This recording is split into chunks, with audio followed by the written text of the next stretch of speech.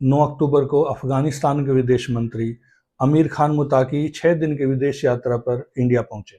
दिल्ली में उनकी मीटिंग भारत के विदेश मंत्री एस जयशंकर और राष्ट्रीय सुरक्षा सलाहकार अजीत डोभाल से हुई। इस हाई लेवल मीटिंग में भारत के विदेश मंत्री एस जयशंकर ने कई बातें बोली हैं। भारत अफगानिस्तान में हेल्थ, एजुकेशन और ट्रेड कोऑपरेशन बढ़ाएगा। एस जयशंकर ने यह भी बोला है कि अफगानिस्तान और इंडिया के लिए टेररिज्म एक बड़ी समस्या है।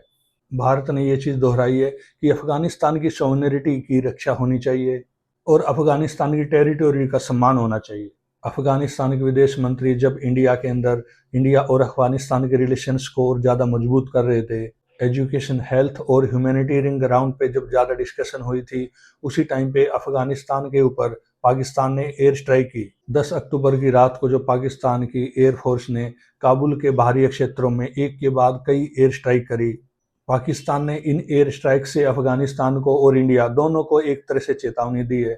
इस एयर स्ट्राइक के बाद पाकिस्तान ने कहा है कि उनका निशाना टेररिस्ट थे। टीटीपी यानी कि तहरीके तालिबान पाकिस्तान ही उनका निशाना थे, लेकिन कुछ एनालिस्ट मानते हैं कि ये निशाना टीटीपी के ऊपर नहीं बल्कि तालिबान के ऊपर ही है। एयर स्ट्राइक की टाइमिंग सब कुछ बताती है।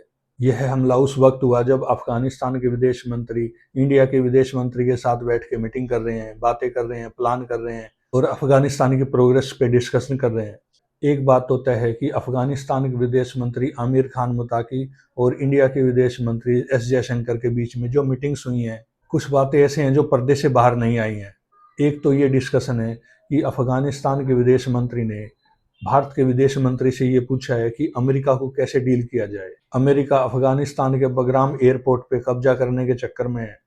मेरी कैलकुलेशन के अकॉर्डिंग एस जयशंकर ने ये सजेशन अफगानिस्तान को जरूर दिया होगा, इस एयरबेस को यूज करने का राइट आप यूएन को दे दें। यूएन यानी यूनाइटेड स्टेट्स।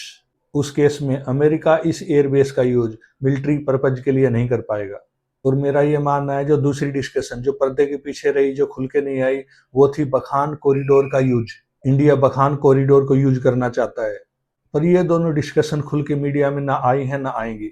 लेकिन एक बात जरूर है, इंडिया और अफगानिस्तान के बीच रिश्ते और ज्यादा सुधर रहे हैं और ये इम्प्रूव्ड रिलेशंस पाकिस्तान के लिए बिल्कुल ठीक नहीं है।